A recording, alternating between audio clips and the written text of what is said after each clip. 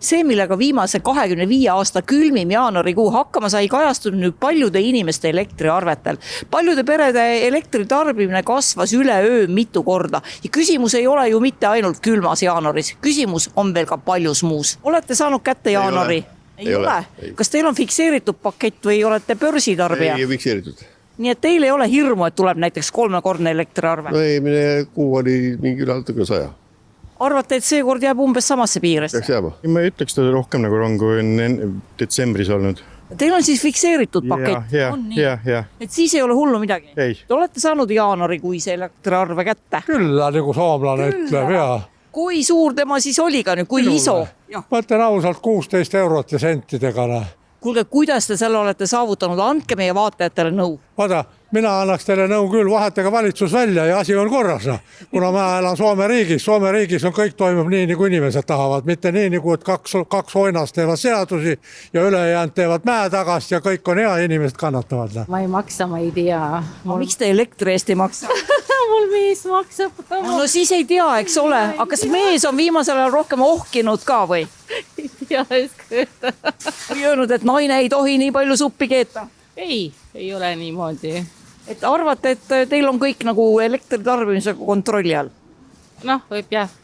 Me ikka kontrollime, kustutame kõik ära. Aga räägime elektriarvest. Jaanuarikuine, milline see teil oli? Kõrge.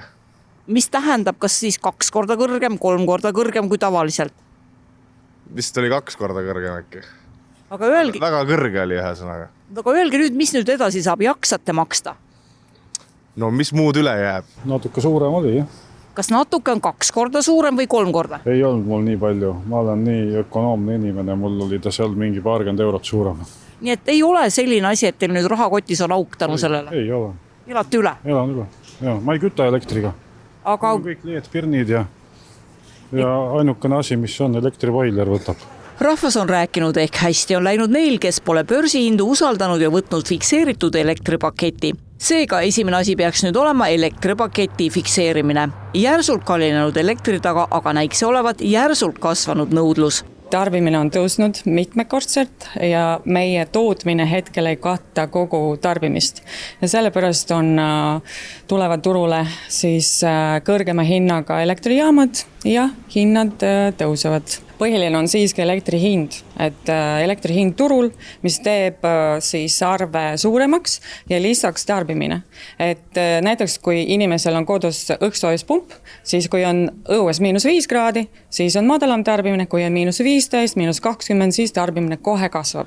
Ja nii nagu te ütlesite, et meie oma elektrijaamad ei jõua siis seda nõudlust rahuldada või?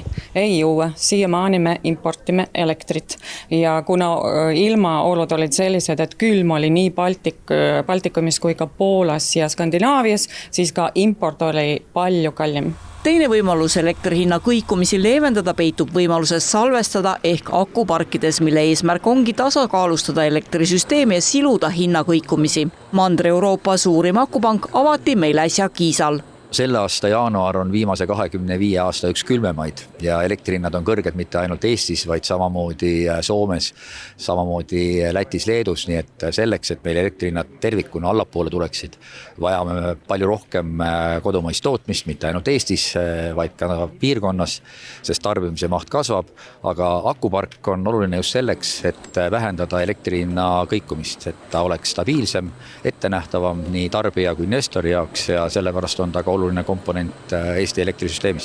Akupark on meil nüüd olemas, kuid millal me kasu sellest märkama hakkame, on alles küsimärgiga. Jaanuar näitas valusalt, kui haavatav on kodune eelarve külma ja kõrgete energiahindade koosmõjus. Kui tootjad ja poliitikud räägivad süsteemidest ja tuleviku lahendustest, siis inimeste jaoks taandub kõik ühele küsimusele. Kas alanud veebruar toob kaasa sama šoki? Vastuse akupankade kohta saame ilmselt alles järgmisel talvel ja siis oleneb kõik sellest, kui tarku otsuseid on tehtud enne järgmist talve.